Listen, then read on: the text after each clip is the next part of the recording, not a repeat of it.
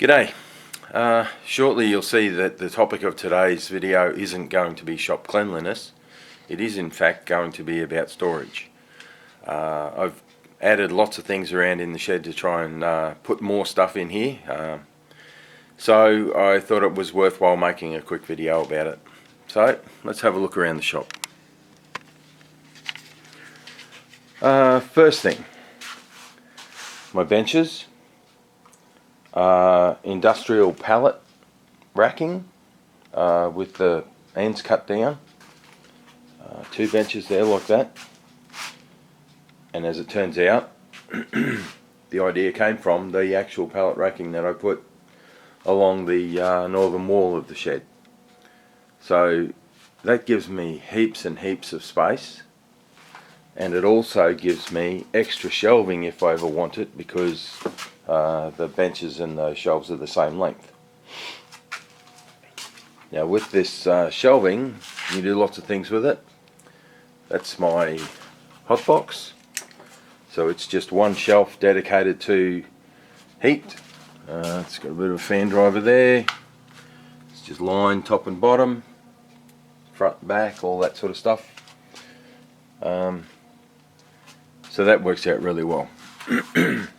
Recently I've installed some drawers because I found that I use up a lot of space with really thin things like templates, for example.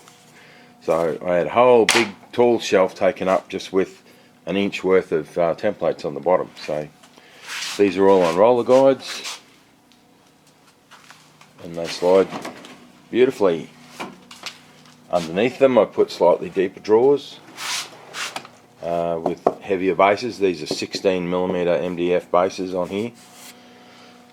So they're very solid. In fact, they were almost too much to lift to put in place. So two sets of those. Now a quick word about fitting. This animal is just screwed straight up to here. And I'll just take you to a diagram that I drew.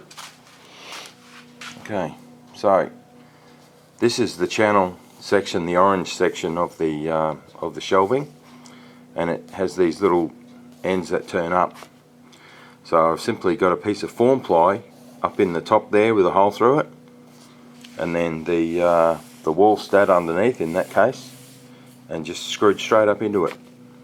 And the beauty of that is that when you loosen it off, you can just move it anywhere you like, so it's infinitely adjustable to get the shelves, to get the drawers rather, to slide really well.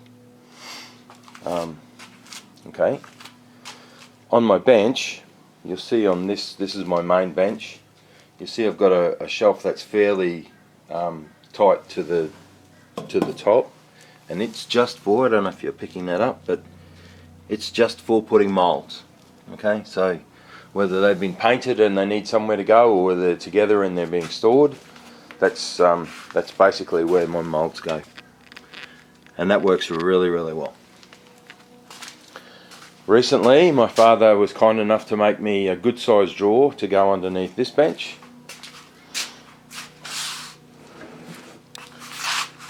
This is 1800 long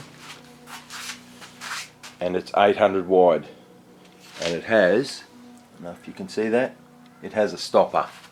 So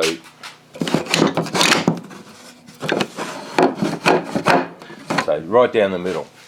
So one thing that does is allow the 1800 to have an extra stiffener, but the other is that it means that you're not trying to crawl in underneath to find things.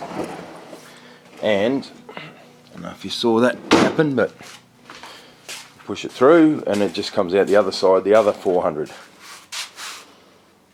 So that's awesome.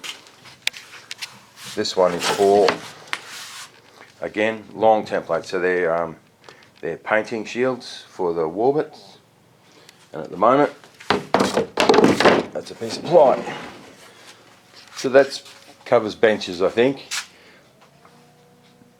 I have a similar made up bench there, different system. These benches I made myself, or my father and I made. We welded frames, and then I brought the frames in here and then connected them with angle. So that set of benches is an L shape, and they're solid and they're there to stay. And those frames, which you can see there, go up the side, over the top, and then form an overhead as well. So there's overhead storage all the way across the top of that. Alright, so that's my original benches. Recently, I put this guy in. I bought this at a scrapyard, and I think it was a roof rack off a four-wheel drive of some sort. It's fairly heavy duty as far as, you know, it's 25 square and probably 3mm wall steel. And the little feet, I don't know if you can see the little feet there, with a single hole in it. I suspect it was where it just stood up off the roof and bolted down. But that rack works really well, particularly for the light things like the cores you can see there, because you can get in under and you can see what's in there, and if you need to move things out you can shuffle them along by putting your fingers through. So that works really well. That's an excellent storage piece. Alright, sitting up here on the milk crates is my wing box, and this is the box if I'm going away, where I put my aircraft and it slides straight into the back of the car. And that is simply 400 by 1200 by, I don't know whether it was 6 or 7 ply, and just left those exact sheets exactly as they were, bonded them with polyurethane, as you can see, just clamped them up, didn't even put a, no I did, I nailed it while it was wet, just hold it in place, and that was it. And that was built in and ready to go in like 5 hours. Next is the storing cloth. It was pretty obvious early on that I was going to have some way of storing cloth, so I came up with the rocket launcher style. So these are 90mm PVC downpipe. You can see there's an aluminium section underneath there to keep the chain from squeezing them, and then the chain goes up and hangs, you know, connects in the middle and then hangs up out of the roof. So that all was fairly easy to do. You can see there I've got 12 tubes. One trick with doing this is when you cut these and sand them, you sand them with wet and dry, get them really smooth, and that way anytime you move cloth in and out you just have no issue with it grabbing or snagging or anything, they just slide beautifully. I suppose the other thing about that is that you can see I've offset the ends, and that is simply, as you can see, so that you can tag them and still see what they are. So that's my rocket launcher.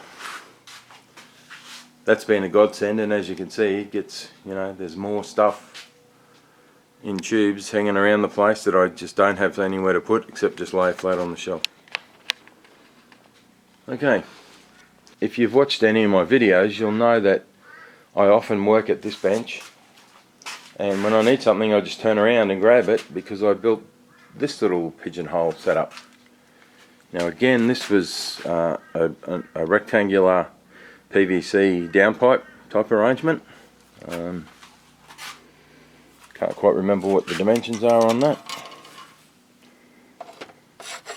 Okay, so they're about 100 by 50. Okay, and essentially this just has everything that I would normally need during the course of a day that's small and you can never find. So you can see there's knives, pencils, pens, scissors, you know, pliers, files,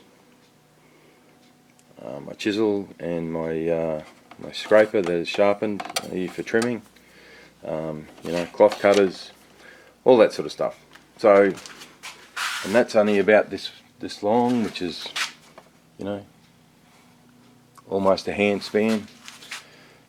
Things can poke out the back, which is good, so you don't have to put a back on it, you don't have to limit it. And then I just store tape on the top. So that also works well.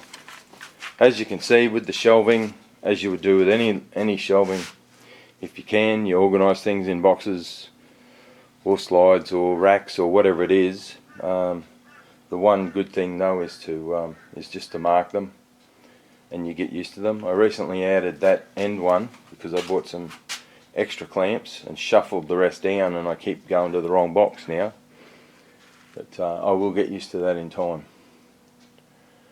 Okay, I think the last thing I wanted to show you was because I work with Mylar a lot, and when you paint Mylar you have to lay it out, and you can't put anything on it, because if you put something on it, then you run the risk of it grabbing it and pulling the paint off. So typically I'd have Mylars for 2 or 3 wings, and they take up the the surface area of that bench, which is just not very efficient. So I came up with this idea. I've simply got a rack there that's not fixed, and a bunch of bamboo chopsticks done in rows, and that way I've got, I think, 10 Mylars in here. Let's see if I can get it down with one hand.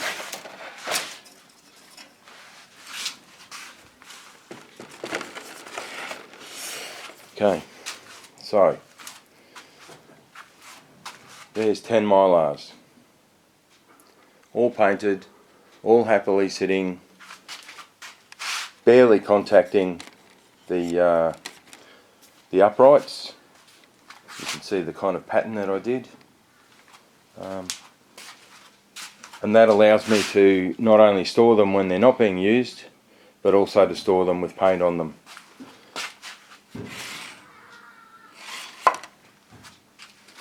You might notice the colours. I just did colours because when you want to thread one into here, it's very difficult to know where you're going. So if you just know you're going between the greens, then it just slots in much easier. But that's about 1200 long, and it was, I know, an odd size, 283 or something like that. No, not that big, 187 or something. It was an odd size, but that's worked out really well. And they're just sitting on a couple of couple of angle brackets screwed to the uprights. Yep. Alright, I think that's all of it. I hope that hasn't been too boring, but as you can see, lots of stuff gets stored around in this shed, including fishing rods. But it is really good to be able to do that. Okay. One last item of storage is got to do with keeping patterns and cutout. So this is the folder I use for the wing joiner boxes for making the lunatics. So this is the peel ply pre-cut. You've got the all of that stuff.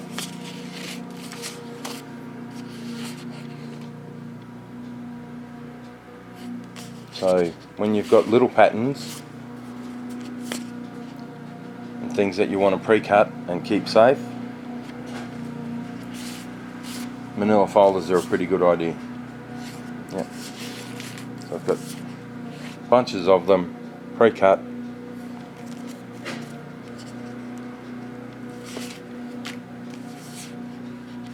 Template there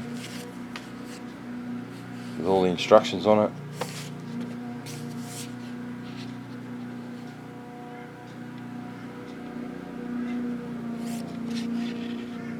Okay, so you can have a lot of stuff in a fairly small, bundle.